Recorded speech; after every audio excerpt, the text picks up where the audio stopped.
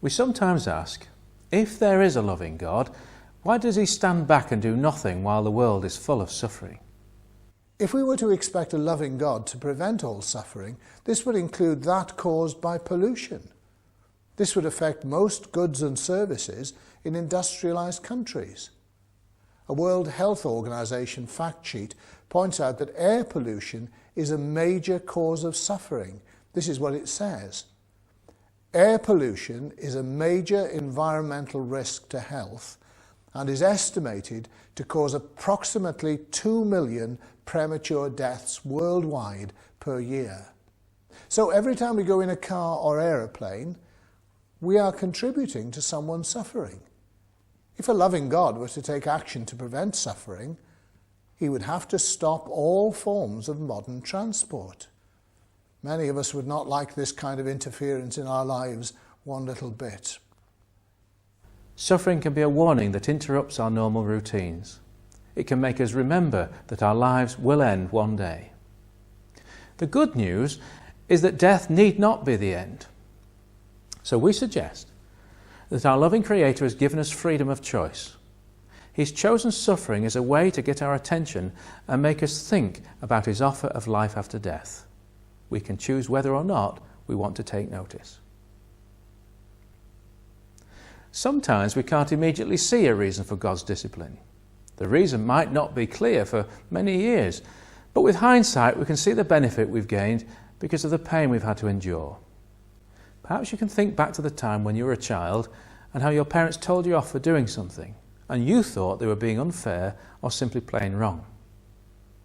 There are times when loving parents need to show their children that they're in danger. They want to get the child's attention before disaster happens. They tell the child to stop before harm is done. If the comment is ignored, they may try to restrain the child physically. The motives are good, but the child may see it very differently at the time. The child may see it as undesirable, interrupting what it wants to do.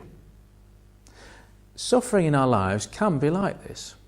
It can upset our routines and make us stop and realise that we are heading for a disaster far worse than getting burnt. We are all going to the grave, and a loving Creator has given us the choice of doing something about that. Like our parents, our Creator wants us to love and respect him out of choice. He wants us to choose to think about his offer of life after death. So let's remind ourselves of what we've seen. We have in fact seen that firstly, suffering can make us stop and think. Secondly, suffering sometimes warns us that things are not right. We then saw that it may make us stop and consider risks we are taking. Suffering makes us think about the effect of our actions on other people. It can disturb our routines and can make us realise that our lives are not endless and that there is something wrong with our world. Suffering can make us stop and think about our loving Creator's offer of life after death, which we can choose to accept or reject. The Bible tells us that suffering is part of the consequences of our tendency to want our own way. It also tells us that suffering will end when Jesus returns to remove the imperfections in our world.